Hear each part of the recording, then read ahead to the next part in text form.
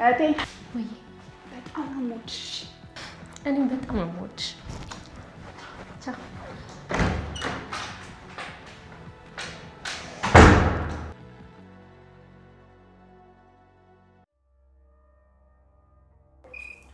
ሲሳይ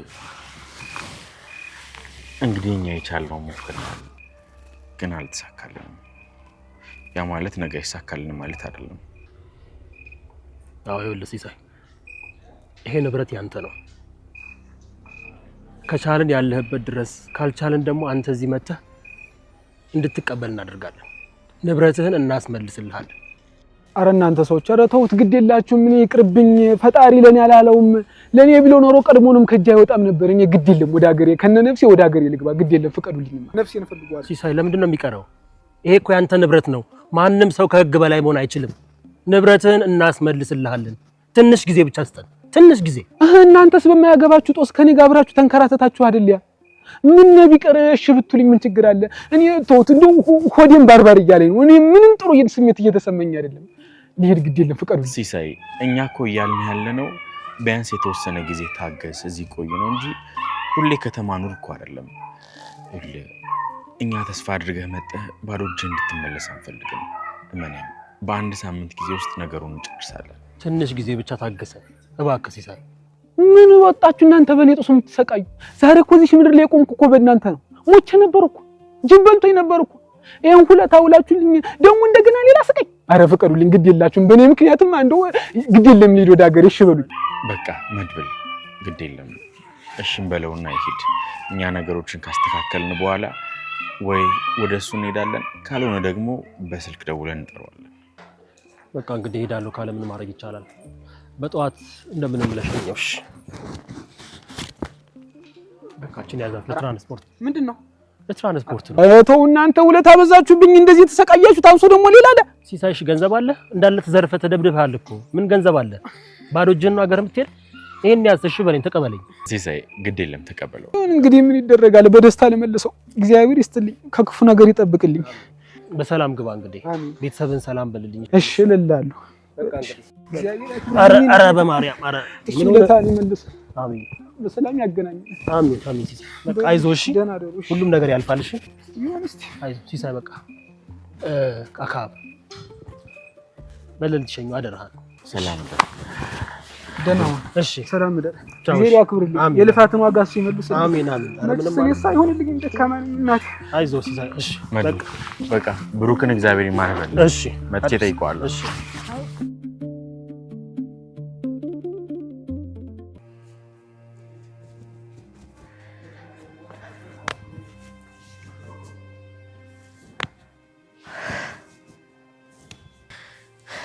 ወይኔ ማህሌት እንደ ሳሌት ተቀን የደከምኩበት የለፈውበት ነገር እንዲበከንቱ ይቅር ያማረ ባጋርድ ሸወደኝ ህይወቴን ይቀይረዋል ያልኩት ነገር እኮ ነው መዳፌ ላይ ብንን ያለው መድብል አንተ ነህ አዎ አንተ ያለ በቃ የኔ ህልምና ፍላጎት አይሳካም ማለት ነው በቃ ሁልሜ ደጉም እንደተነነ ነው ቆይሾን ምንድነው ማደርገው በቃ ምን አለኝ ከሆነ በኋላ ወደ ቤቴ ልግባ እንጂ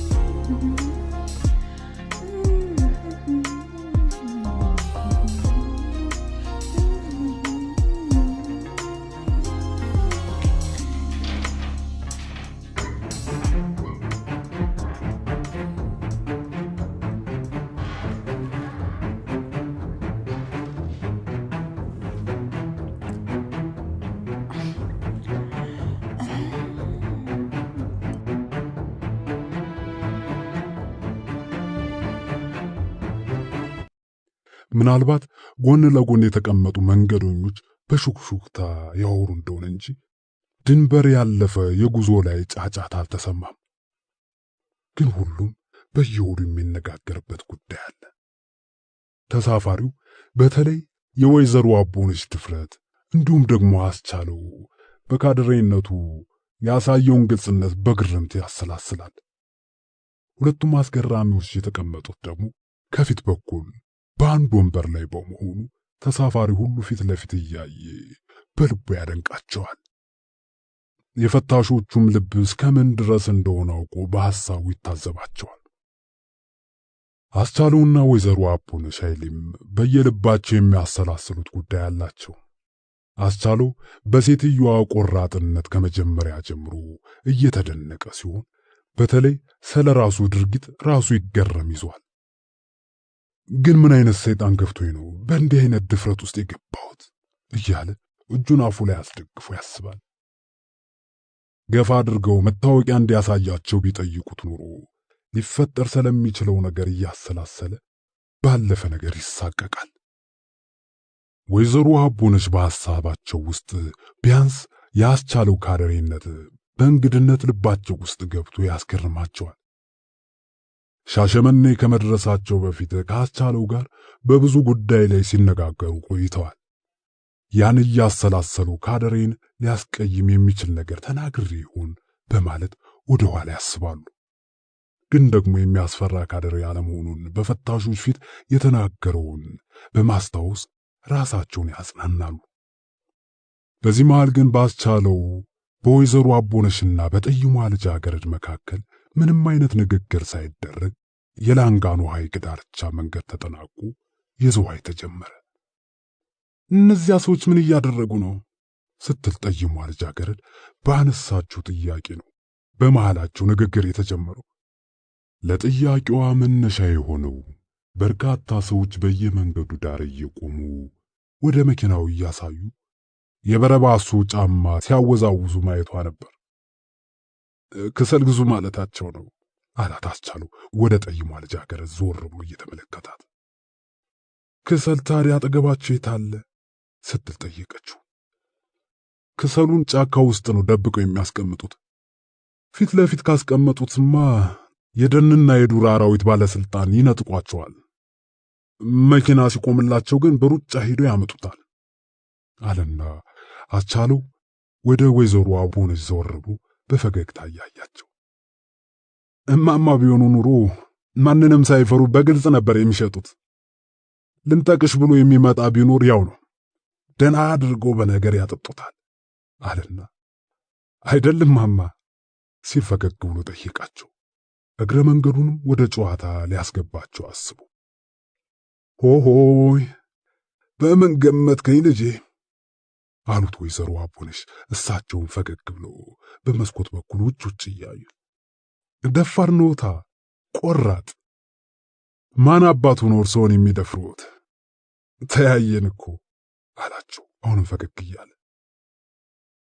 ደፋርስ አንተ አሉ ወይዘሮ አቦነሽ ወደ ቀኝ ዞር ብሎ አስቻለውን እየተመለከቱ። እኔ ደግሞ ምን ሳደርጋዩኝ? ወይዘሮ አቦነሽ ይህን ስታደርግ ማለት አልፈለጉም። እስካሁን ሲገረሙበት በነበረ ነገር ላይ አተኮሩና ግን ምን አለ ቅዱስ ሚካኤል ፍቃዱ ሆኖ በእነዚህ ማንይሁኔዎች መሃል ያንተ አይነቶች በርከት አድርጎልን ቢሆን አሉና ፊታቸውን ወደ መስኮቱ መለስ አደረጉት። ምንድናቸው ማንይሁኔዎች ሲል አስቻለው ጠየቃቸው። እኔ ስማቸው አያዘኝ ልጄ፣ ሰፓ ነው ሱፓ የምትባሉት አሉና ወዲያው ደግሞ ቀደም ሲል እንኳን ደርግ ነበር ስማችሁ አሉት። አስቻለው ድንገት ብሎ በረጅሙ ሳቀ። በአሳሳቁ ጠይሟ ልጃገረድ ተገርማ ትኩር ብላ እስክምታየው ድረስ እንደገና አጠፋው እንዴ እኔ ልጅ ምን ነው ሳቀብኝ በማለት ወይዘሮ አቦነሽ ፈገግ እያሉ ጠይሟን ልጃገረድ ጠየቋት። ከጨዋታውም ለመቀላቀልም በማሰብ እኔ እንጃ ብላ ስትመልስላቸው ራሳቸው ቀጠሉ። የልቡን ነግሬው ይሆናል አሉ አስቻለውና የትያረጉ። በጣም እማማ የልቤን ነው የነገሩኝ አላቸው አስቻለው አሁንም እየሳቀ። ግን ምን ቢያደርጉ ይሆን እንዲህ በአደባባይ እየዘረጠጥካቸው? ይሄን ያስቀይማቸው እነሱም ነካ አድርገው ይሆናል አሉት ባይናቸው ማየት ያደረጉት። ግን የእነሱ አባል ስለመሆኑ እርግጠኛ ነዎት እንዴ? በአደባባይ እየተናገርክ? እንግዲያውስ ከእንግዲህ ወዲያ ተጠንቀቁ። እኔ ፊት አንዳች አፍን ላፊ ብትናገሩ ዋ አለና አስቻለው አሁንም ሳቀ። ያመጣችሁትን አምጡ፣ መቼም እግዚአብሔርን ሆናችኋል፣ ጨፍሩብን ካሉ በኋላ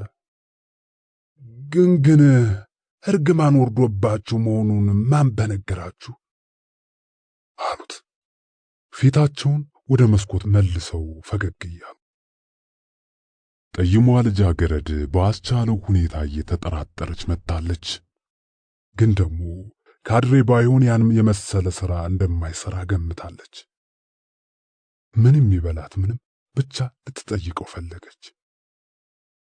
የፓርቲ አባል አይደለም አለችው ቀና ብላ እየተመለከተችው። አስቻለው ለጠይሟ ልጃገረድ መልስ በመስጠት ሂደት ወዲያውም ወይዘሮ አቦነሽን በመሰሉ ሰው አእምሮ ውስጥ በወቅቱ የፓርቲ አባልነት የአጉል ስብዕና ስዕል እንዳይፈጠርበት እውነቱን ሊነግራቸው እያሰበ ሳለ እነዚያ በረባሶ ጫማ አወዛዋዥ ክሰል ሻጮች በብዛት ታዩና መኪናው ድንገት መንገድ ዳር ይዞ ቆመ። ሹፌሩና ረዳቱ ወረዱ ክሰል ሊገዙ። መናፈስ የምትፈልጉ መውረድ ትችላላችሁ አለ ረዳቱ። አስቻለውን ጨምሮ በርካታ ተሳፋሪዎች ወረዱ። የአካባቢው አየር ሁኔታ ግን መናፈስ ቀርቶ ጭራሽ ለመተንፈስም ያስቸግራል። ሐሩር ይርገበገባል። ፀሐዩ አናት ይበሳል። ሙቀቱን እንደ ሰም ያቀልጣል። የንፋስ ሽጉታ የለም። ክሰል ሻጮቹ ወደ ጫካ በመሮጥ የቆዩትን ያህል ጊዜ ቆይተው የክሰል ጆንያቸውን ተሸክመው እየተሽቀዳደሙ ከመኪናው አጠገብ ሲደርሱ ሹፌሩና ረዳቱ የከሰል ምርጫቸውን ጀመሩ። የዋጋ ድርድር ጦፈ። ነገር ግን ገዢና ሻጭ የተስማሙ አይመስሉም። በቃ ወደ ላይ ከፍ ብለን እንገዛለን አልና ሹፌሩ ወደ መኪናው ሊዞር ሲል አንድ ሁኔታውን ይከታተል የነበረ ተሳፋሪ ድንገት ደሞ እንደገና ልታውላላን አለው ቆጣ በማለት። በመሃል ዕድሜ ላይ የሚገኝ ቀይና ፊተ ሰፊ ሰው ነው። ከሙቀቱ የተነሳ ኮቱን አውልቆ ትከሻው ላይ አንጠልጥሏል። ምን አገባ አለ ሹፌሩ ቁልፎቹን እያቅጨለጨለ። ገንዘቤን አውጥቼ የተሳፈርኩበት መኪና እኮ ነው፣ ለምን አያገባኝም አለ ሰውየው አይኑን ፈጠጥ አድርጎ። ታዲያ የገዛው መሰለ እንዴ አለና ሹፌሩ ዝም ብሎ ወደ መግቢያው በር አመራ። ሰውየው በጣም ተናደደ። እሱም ወደ መኪናው ገስግሶ ገባና በተሳፋሪ መሃል በመቆም ስሙ ጎበዝ፣ ይሄ ሹፌር ይህን መኪና ለክሰል ግዢ እንደገና ቢያቆም እጣለዋለሁ፣ ኋላ በኔ እንዳትፈርዱ አለ።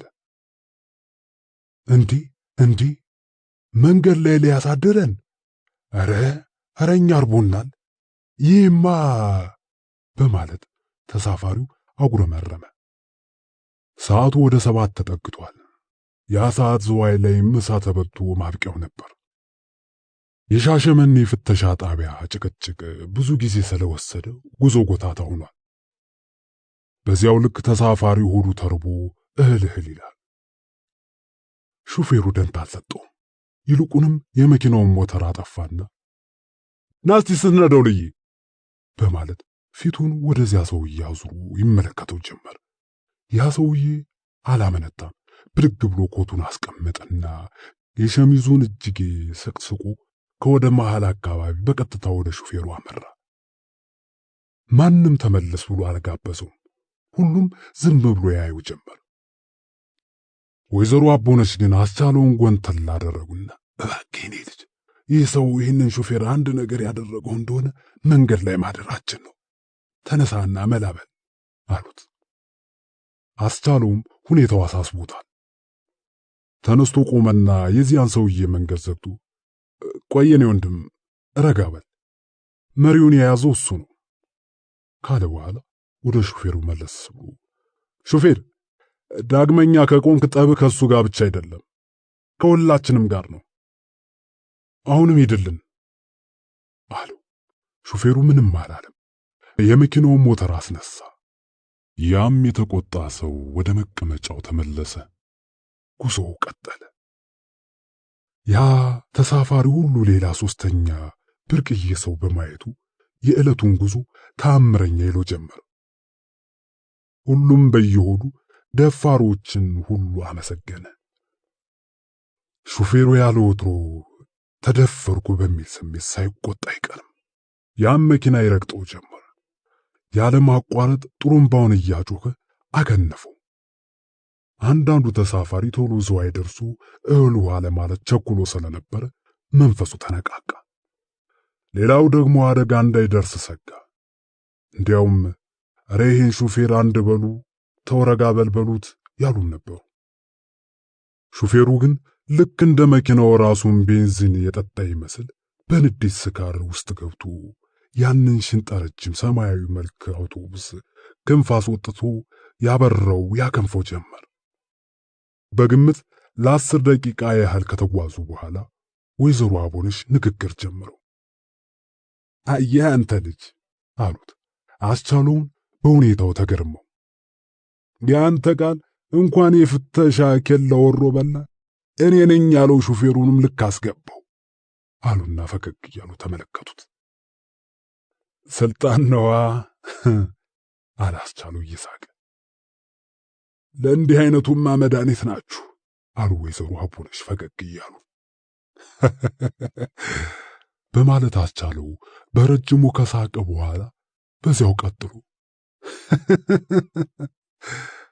ሳቁን ሲጨርስ ወደ ወይዘሮ አቦነሽ ዞር ብሎ እኔ በሆን እኮ እርስዎም ማያቀቱኝ ነበር አላቸው። ከአንተ አይነቱ ጋር እኔስ ምን አጣልቶኝ አሉና ወይዘሮ አቦነሽ እኔ የሚነደኝ ይህ ከሜዳ እየተነሳ ደረት ያበጠ ብሎ የሚፎገላውን ሳይ በጦባይ ቢጠይቀኝ እኮ መቼስ ትእዛዝ ነውና አላስቸግረውም ነበር አሉ ወይዘሮ አቦነሽ። ግን አንድ እውነት ብነግሮት ያምኑኝ ይሆን ማማ ሲል ጠየቃቸው። አስቻሉ በቁም ነገር አይነት አነጋገር። ምን አሉት መልከት እያሉ። ተናድጄ ድንገት በልበል ብሎኝ ነው እንጂ እኔ እኮ የፓርቲ አባል አይደለሁ። መድኃኒዓለምን በል። እውነትም ማማ ድንጉጦች መሆናቸውን ስለማውቅ ነው ያጭበረበርኳቸው። ወይዘሮ አቦነሽ አስቻለውን እንደ አዲስ ይመለከቱት ጀመር። ውሸት ወይም እውነት እየተናገረ ስለመሆኑ ከፊቱ ላይ የሚያነቡ ይመስላሉ። እንዴት ደፈርካቸው ታዲያ አሉት አሁንም ትኩር ብለው እያዩት። ለነሱ ኃይልና ጉልበት ምንጭ የኛ ፍርሃት ነው። የሚያጠቁንም በተናጠል ስለሚያገኙን ነው። በእርግጥም ጥቅሙን ስለሚያውቁት ነጣጥሉናል። አንዱ ሲጋፈጥ ሌላው ዝም ስለሚል ብቻ ነው ልባቸው ጎራ እያከለ ሰው የሚንቁት ብሎ ሌላ ነገር ሊቀጥል ሲል ወይዘሮ አቦነሽ ቀደሙት። ጎንበስ ብሎ በአስቻለው ስር ጠይሟን ልጃገረድ እየተመለከቱ አንቺ ቆንጆ ይህ ልጅ የሚለኝን ትሰሚያለሽ ሲሉ ጠየቋት። እኔማ ከተጠራጠርኩት ቆየት አልኩ እኮ ማማ፣ አሁን ደግሞ በደንብ አመንኩት አለቻቸው። እሳቸውንም አስቻለውንም ተራ በተራ እየተመለከተች ይሄው ምስክርም አገኘሁ አለና አስቻሉ ወዲያው ደግሞ እንዲያውም አሁን ወደ አዲስ አበባ የሚሄደው እነሱን ለመሸሽ ነው። በፈጠሩብኝ ችግር ምክንያት ዲላ መኖር ስላልቻልኩ ወደ ሌላ ሀገር ዝውውር ጠይቄ ለመሄድ ነው። ለመሆኑ እነሱ የሌሉበት ሀገር አለ እንዴ ሲሉ ጠየቁ። አሁንም አስቻሉን ትኩር ብለው እያዩ ምናልባት በአዲስ መንፈስ የተሻለ ብሎ አስቻሉ ሳይጨርስ ድንገት ጓ የሚል ድምፅና ኃይለኛ ቅጽበታዊ ብርሃን በሁሉም ተሳፋሪ ላይ ተብለጨለጨ። የሁሉም ተሳፋሪ ድምፅ በአንዴ ቆመ። አስቻሉም ያለበት ቦታ ጠፋበት። ሁሉም ተጠፋፉ። ታፈሱ የከሰዓት ፈረቃ ስራ ገቢ ስለነበረች የዚያን ዕለት ጠዋት 2 ሰዓት አካባቢ የቤት ልብሶቿን እንደለበሰች ከልጆቿ ጋር ሶፋ ላይ ቁጭ ብላ ቁርስ ትበላለች። ልጆቿ ከፊት ለፊቷ ቁጭ ብለው ሲበሉ የዳቦ ቁራሽ በመናጠቅ ሰበብ እየተጣሉ ሲናቆሩባት እየገላገለችና እግረ መንገዷንም እያጫወተቻቸው ሳለች ድንገት ከውጭ በኩል ዷዷ የሚል ድምፅ፣ የሩጫ ድምፅ ከጆሮዋ ጥልቅ አለ። ጆሮዋን አቁማ ስታዳምጥ ድምፁ እየቀረባት መጣ። ወዲያው ደግሞ የሰው ድምፅ ተሰማት። ለዚያውም የጭንቅ ጩኸት፣ እንዲያውም የሔዋን ተስፋዬ ታፈሱዬ ድረሽልኝ የሚል ወይኔ በሞትኩት ብላ ልትቆርስ ያዘጋጀችውን እንጀራ ትሪ ላይ ጣል አድርጋ ወደ በር ሮጣ ብቅ ስትል ግቢ ውስጥ ከሔዋን ጋር ግጥምጥም አሉ። ምን ነው ሄዩ? ምንድን ነው አለቻት ታፈሱ ክፉኛ ደንግጣ አይኖቿን በሔዋን ላይ እያንከራተተች። ታፈሱ እያድኝ እታበባ ልትገለኝ ነው አለችና ሔዋን በታፈሱ ወገብ ላይ ጥምጥም አለች። በሩጫ ሲቃ እያለከለከች ወደ ውጭም አቆብቁባ ትመለከት ጀመር። የታለች አለች ታፈሱ እሷም ወደ ውጭ በር እየተመለከተች። የመጣች ነው ታፈሱዬ አለች ሔዋን አሁንም እየተርገበገበች። ምን አድርገሽ ነው? አጥፍቻለሁ ታፈሱዬ፣ የዛሬን አድኝኝ።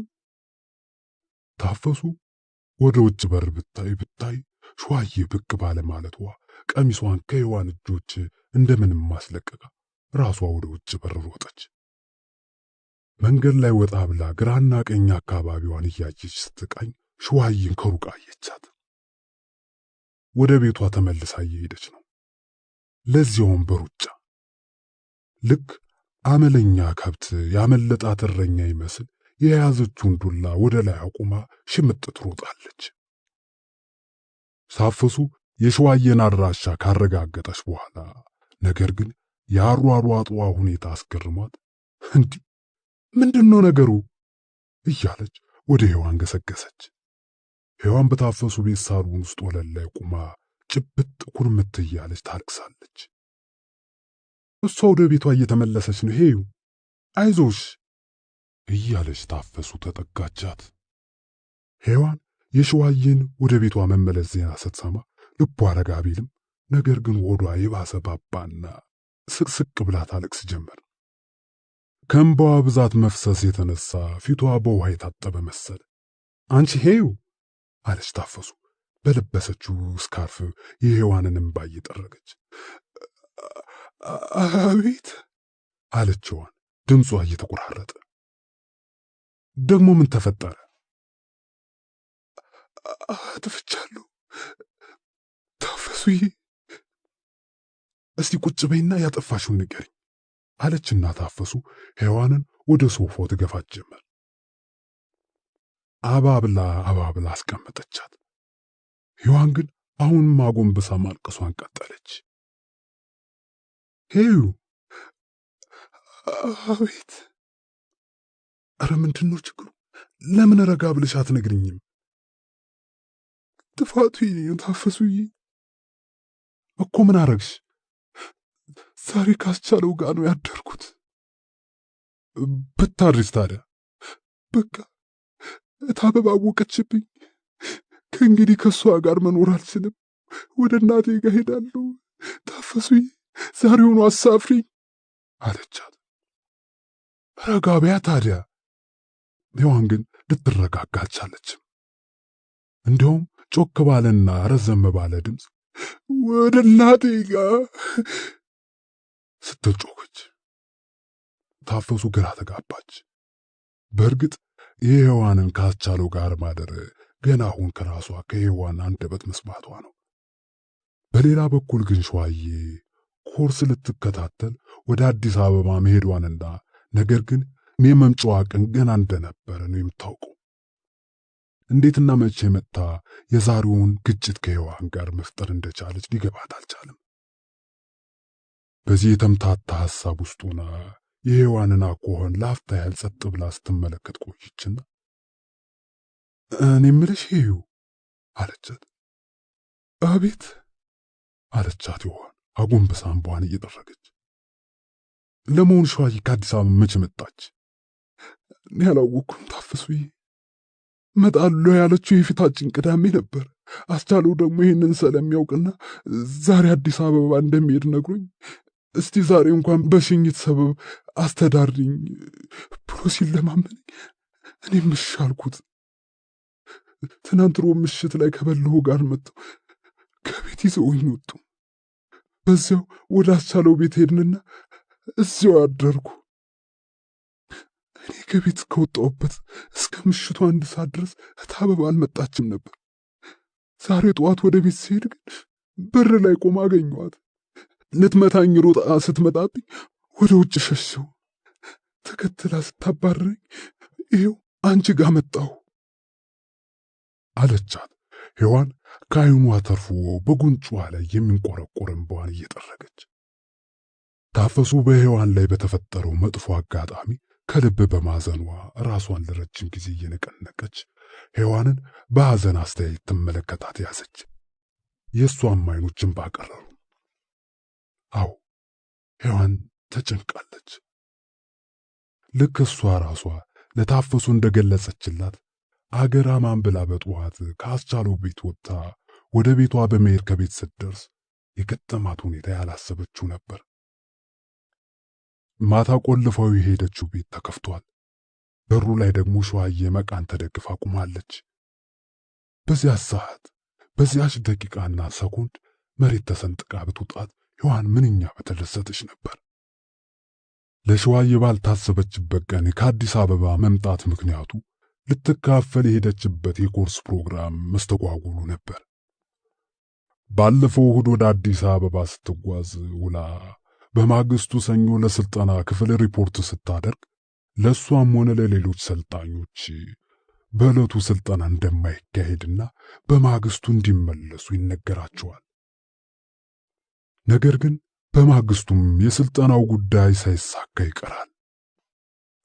የተሰጣቸው ምክንያት ኮርሱን እንዲሰጥ ተመድቦ የነበረው ባለሙያ በግል ችግር ምክንያት መገኘት አለመቻሉ ነበር። በዚህ ሰበብ በሌላ ፕሮግራም ሊጠሩ እንደሚችሉ ተገልጾላቸው ሁሉም ሰልጣኞች ወደ መጡበት እንዲመለሱ ተነግሯቸው ሸዋዬ በዕለተ ሮብ ከአዲስ አበባ ወደ ዲላ ስትጓዝ ነው ያለችው። ነገር ግን የተሳፈረችበት መኪና ቴክኒካዊ ችግር ገጥሞት በየመንገዱ ሲፈታ ሲገጠም ውሎ ዲላ የደረሰው ከምሽቱ 1 ሰዓት አካባቢ ነበር።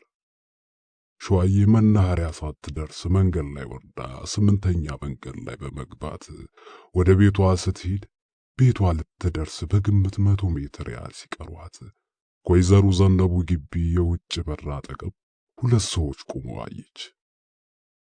ትንሽ ጠጋ ስትል አስቻለውና በሎ መሆናቸውን አውቃ አሃ በማለት ባለችበት ላይ ቀጥ ብላ ቆመች። ከትንሽ ቆይታ በኋላ ሔዋን ከግቢ ወጣ ስትቀላቀላቸውና ሲስሟት አየች። እንዴ አለች። አሁንም እንዳያዩዋት ወደ ጨለማ ጠጋ ብላ ስትመለከታቸው 2 ወንዶች ሔዋንን ከማል አድርገው እሷ ወዳለችበት አቅጣጫ መራመድ ጀመሩ። እንዴት ነው ነገሩ? አለች ሸዋዬ ለብቻዋ እየተነጋገረች። ዓይኗ ከእነሱ ላይ እንዳይነቀል ፊት ለፊት እያየች ወደ ኋላዋ ትራመድ ጀመር። እነሱ ግን ቀኛቸውን ይዘው ወደ አስቻለው ቤት በሚወስደው አቅጣጫ ታጠፉ። ጭራሽ አለች ሸዋዬ አሁንም እንደ ንዴትም ጀመራትና የያዘችውን ሻንጣ መሬት ላይ ቁጭ አደረገች። በፍጥነት ከፈተችው። አዲስ አበባ ስትሰነብት ለብርድ መከላከያ ብላ የያዘችውን ጋቢ አወጣችና ንጥልጥል አድርጋ ከእግር እስከ ራሷ ድረስ ተከናነበችው። የአገር ቤት ሰው ለመምሰል ሻንጣዋን በስካርፏ ወገቧ ላይ አሰለች። ከዚያም እናስቻሉ በሄዱበት መንገድ ላይ ገብታ ትከታተላቸው ጀመር። ሲሄዱ ስትከተላቸው ሲሄዱ ስትከተላቸው በቀጥታ ሶስቱም ካስቻለው ቤት ደርሰው ገቡ። ሸዋዬ በዚያች ሰዓት ጩሂ ጩሂ ብሏት ነበር። ግን በልኋል። ትፈራዋለችና ዞር ብሎ የሚያንቃት መሰላት። ውስጧ ጨሰ፣ ተቃጠለች። ወዲያው አንድ ነገር ትዝ አላት። ሔዋን ወደ ቤቷ ስትመለስ የልቧን ማድረሻ የሚሆናት መደብደቢያ ነገሮችን ልታዘጋጅ ወደ ቤቷ ገሰገሰች። በእሷ እምነት ሔዋን ጥቂት ቆይታ የምትመለስ መስሏት ነበር። ልክ ቤቷ እንደደረሰች የቤት መወልወያዋን ከጫፍ ላይ ቆረጠችና ዱላ ሰራች። የሚወረወሩ ነገሮችን ማዘጋጀች። ከምሽቱ 3 ሰዓት አለፈ። ሔዋን ግን ወይ ብቅ። ሸዋዬ እሳት ነደደባት። በሐሳቧ በልሁ ወዲያው ወጥቶላቸው አስቻለውና ሔዋን ለእሷ ስሜት የማይመች ነገር ሲሰሩ ታያት። ፍቅር። ሔዋን በጣም ስትቆይ ደግሞ ጭራሽ የማደሯ ነገር ታሰባት። የምታደርገውን አጣ እንደ መቀወስ አይነት ሲያደርጋት ወደ አስቻለው ቤት ብረሪ አላት። በእርግጥም ቤቷን ቆልፋ ወጣች። መንገዱን አየት ስታደርግ የሰው ሽታ የለም። ሄደች ወደ አስቻለው ቤት። ቀደም ሲል እዚያ በደረሰችበት ወቅት በየመስኮቱ የብርሃን ጭላንጭል ታይቷት ነበር።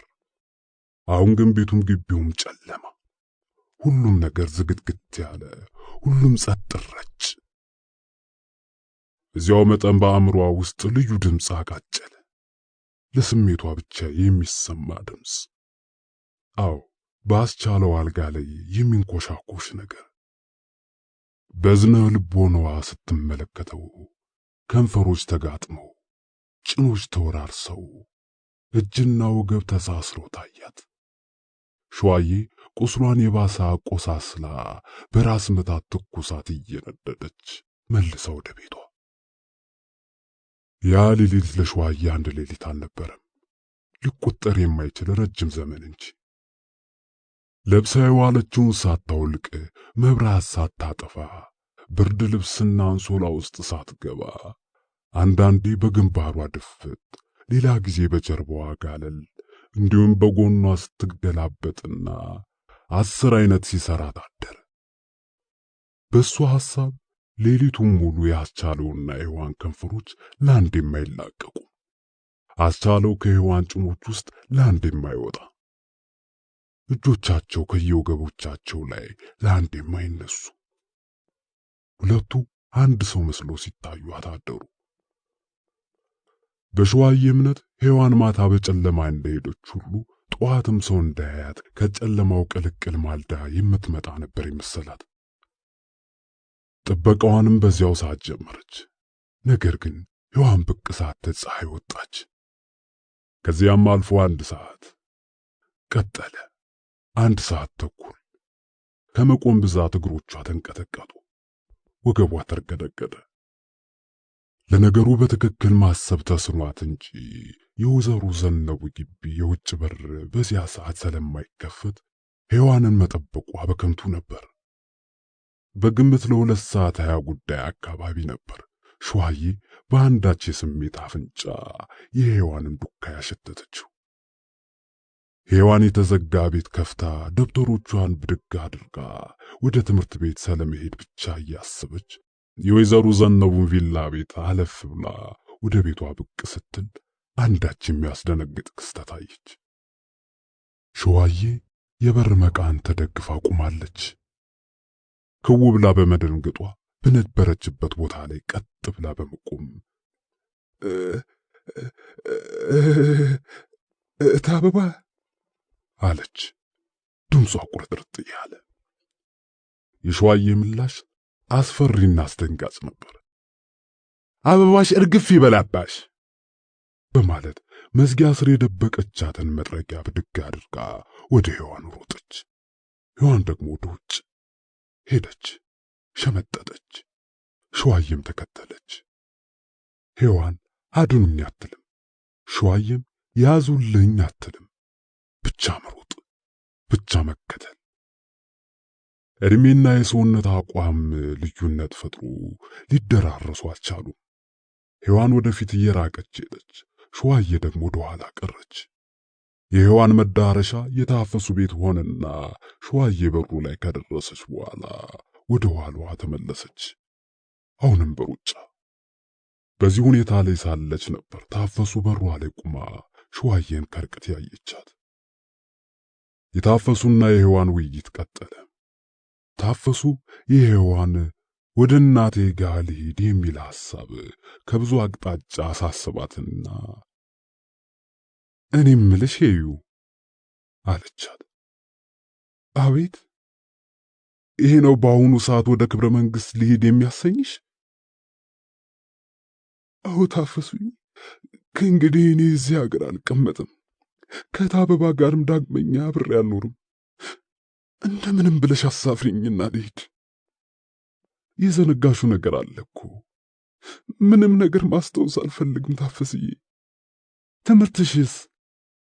በቃ ይቅር። ለፍተሽ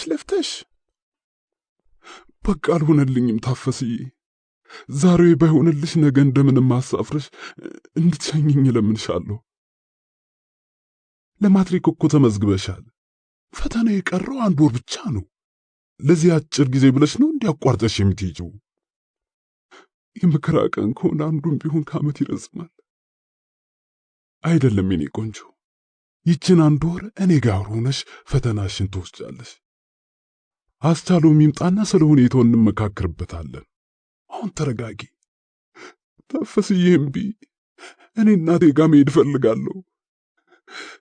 ከነገ እንዳታሳልፊኝ፣ እኔ ጭንቆኛል ታፈስዬ ካለች በኋላ ሔዋን እንደ አዲስ ወዷ አባብቱ እንደ አዲስ እንባ እየተናነቃት ጮክ ባለ ድምፅ እማዬዬ